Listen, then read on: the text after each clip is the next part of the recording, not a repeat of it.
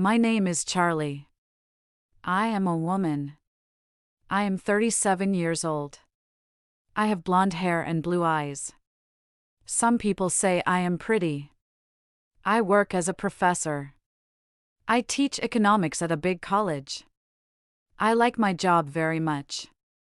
My students are young. They have a lot of energy. My life is usually very quiet. I go to work every day. After work, I come home. I read books. I have some friends, but I am not dating anyone. I am single. Sometimes I feel a little lonely in my quiet life. This semester, a new student came into my economics class. His name is Mike. He is very young. He is only 19 years old. He has dark hair and a nice smile. He always sits in a chair near the front of the room. Mike is a clever student. He understands economics well. He asks good questions about the lessons. But sometimes, I see him looking at me. He looks at me when I am teaching. He looks at me when I am writing on the board. It is a different way of looking. It is not like how the other students look at me. It is a look I notice. After class, Mike often stayed. Other students left quickly, but Mike waited. He always had something to say to me. It was usually about the lesson, but sometimes it was more. He would look at me and smile. "Professor Charlie," he said one afternoon. "Your lecture today was really interesting. You explained things very well." His eyes looked friendly when he said this. Another time he said, "You look very nice today, Professor. I like that color on you." He said it quietly and I felt my face get warm. I was surprised by his words. He was my student. He was only 19 years old. My mind started to think. "Charlie, be careful." I told myself, this is not right. He was too young for me and I was his professor. There was a rule about this. It was wrong to have these kinds of talks. When he tried to talk about things that were not economics, I tried to stop him. "Mike," I would say, making my voice sound strong. "Do you have a question about the lesson? We should talk about economics." I wanted to be professional. I needed to set a clear line. I told him, "My personal life is my own, Mike, and yours is yours." I tried to show him that our talks must only be about college and lessons. I tried to push away the strange feeling his words gave me, but it was difficult. A small part of me felt a little bit happy when he said nice things. It had been a long time since someone paid me this kind of attention. It felt nice to be noticed, but I knew it was a bad idea. I knew I had to be strong. I had to be careful. He was my student, and that was the most important thing. I tried hard to remember this every time he stayed after class. I tried very hard to be a good professor. When Mike talked to me, I only talked about economics. I said things like, "Do you have a question about the lesson, Mike?" I did not want to talk about other things. He was my student and I was his teacher. This was very important. I knew it was wrong to think about him in a different way. I told myself this many times. "Charlie, be careful. I thought he is much too young for you. This is not right." I tried to keep a professional distance between us. I did not want any problems at work. My job as a professor was very important to me. It was my life. But Mike continued to look at me in a special way. He continued to smile at me after class. He sometimes said nice things, but I tried not to listen to them. It was difficult to ignore him completely. A small part of me deep inside felt a little happy when he paid attention to me like that. It had been a very long time since someone looked at me with such interest. It felt nice to feel noticed again, but I knew it was not right for a teacher and a student. I pushed the feeling away. I focused on my teaching and my research. The weeks went by quickly. The end of the semester was coming soon. I felt very, very tired. Teaching is hard work, and this semester felt harder than usual. I needed a break from everything. I needed to get away from college, from the city, from the difficult feelings I had sometimes. I wanted to forget about work for a while. I wanted to rest and relax. I looked online for a holiday. I found a beautiful island. It was very far away from my home. It looked like a place with lots of sun and quiet beaches. It seemed perfect for a tired person like me. I decided to book a trip there. I thought, I will go to this island. I will sit on the beach under the sun. I will read books and listen to the sea. I will swim in the warm water. I will not think about work. I will not think about college. I will not think about students. I will not think about money. I packed my bag slowly. I felt ready for the holiday. I needed the sun and the peace very much. I hoped the trip would help me forget about everything difficult and just feel calm. I just needed a simple holiday away from my normal life. I looked forward to leaving the city and flying to the warm, sunny island. It felt like a good plan. A plan to rest, to forget, and to find some peace before we meet again. I was on a beautiful island for my holiday. I needed to rest. I was sitting at a bar on the beach. The evening was warm and nice.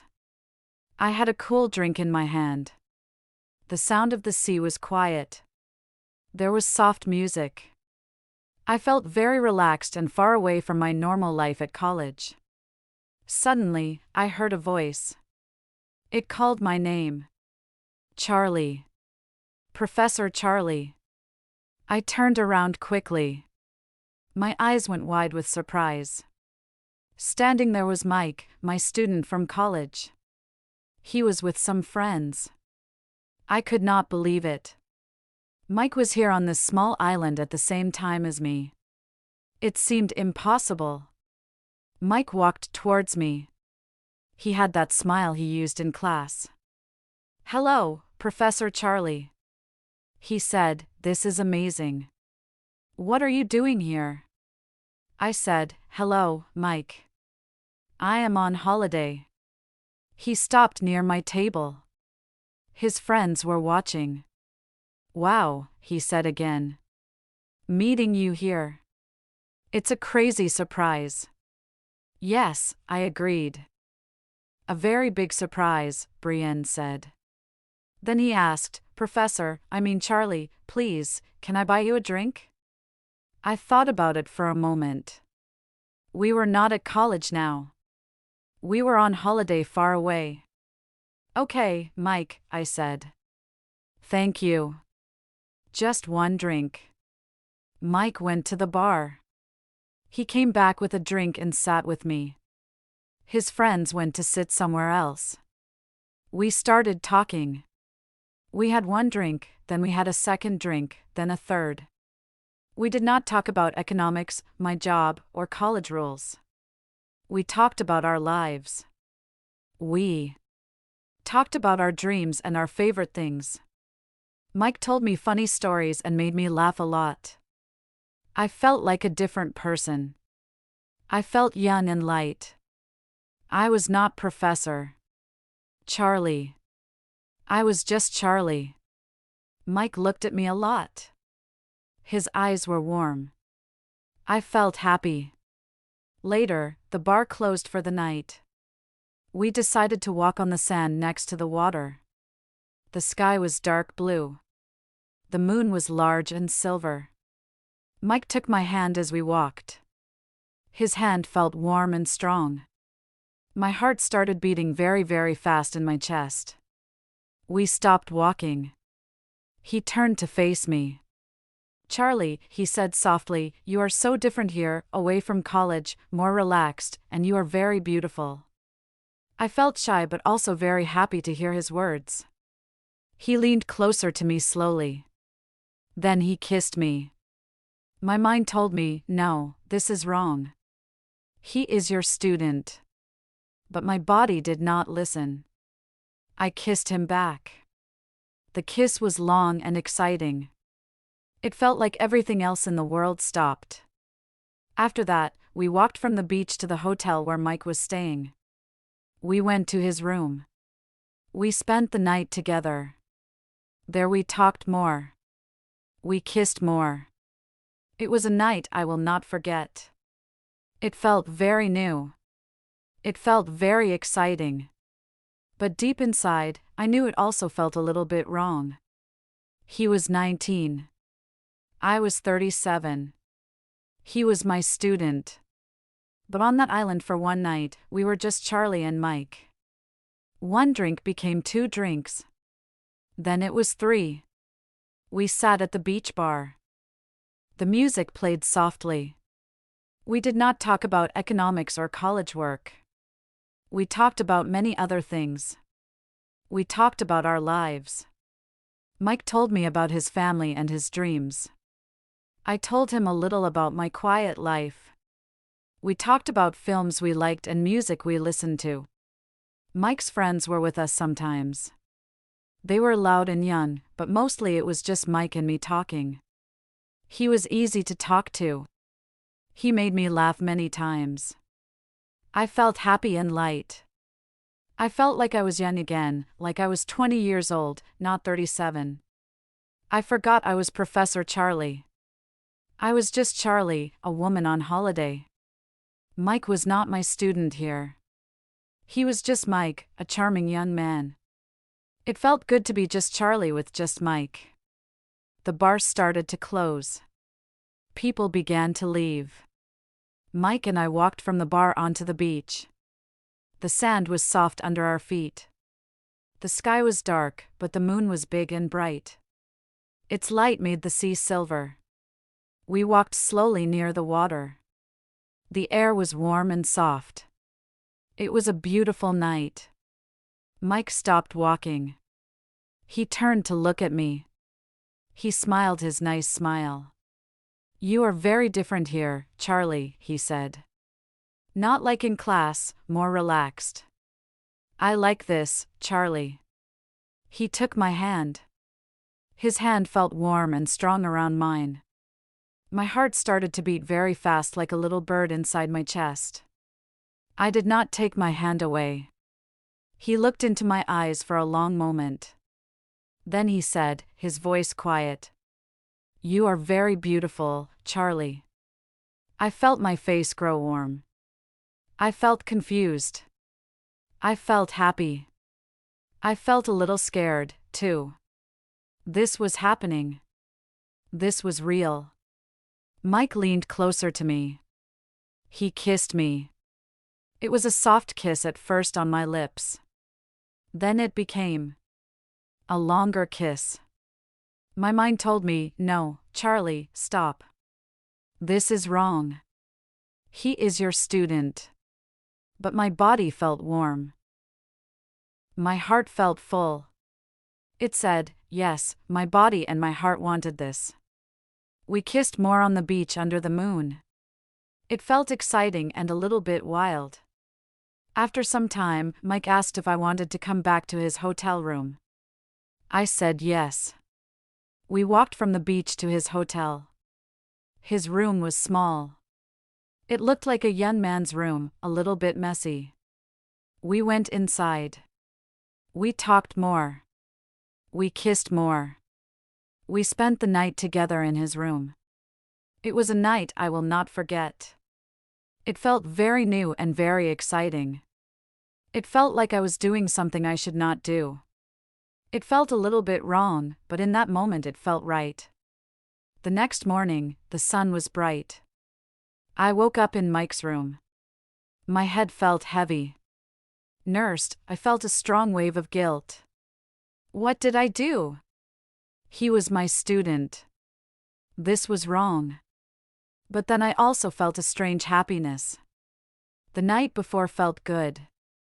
I liked being with him. I felt alive. Mike woke up. He smiled at me. "Good morning, Charlie," he said. He seemed happy, too. We had breakfast. It was a little quiet at first. I knew I had to say something. "Mike," I said carefully. "Last night back at college. It can't happen again." Felt nervous. He looked at me. "I know," he said. "But I like you, Charlie, a lot. Can we maybe see each other sometimes quietly in secret?" He looked serious. Part of me wanted to say yes. My heart felt warm when he said he liked me. Maybe we could be very careful. Maybe it could work. Maybe, I whispered. We would have to be very, very careful. The holiday ended too quickly. We were back in the city, back at college. Everything felt different. In class, Mike did not look at me. He looked down at his book the whole time. He did not smile. He did not try to catch my eye. After class, he did not wait for me. He quickly left the room with his friends. He seemed like a different person. He was the student again. And I was the professor, but he was cold. I felt confused and hurt. Why was he acting like this? I sent him a text message. "Hi, Mike. Are you okay? Can we talk?" He did not write back. Days passed. He continued to ignore me. I felt a knot in my stomach. What was happening? One afternoon, I was walking near the student cafe. Heard loud voices and laughter. I heard Mike's voice. He was with his friends. I stopped for a moment. I heard one of his friends say, "So, Mike, did you really do it with Professor Pretty Eyes on the island?" Mike laughed. It was a loud, proud laugh. "Yeah, man. Easy. Won the bet. $1,000. She was all over me after a few drinks on the island. Told you I could get her. Pay up." My body went cold. My blood felt like ice. A bet. A dare. $1,000. All of it. The looks, the words, the night on the island. It was all a game to him. A cruel game to win money, to look good to his friends. My heart felt like it broke into many pieces. I felt sick, stupid, so stupid. And used. He used me. Thank you for listening to this story. If you enjoyed learning English through this story, don't forget to support the channel.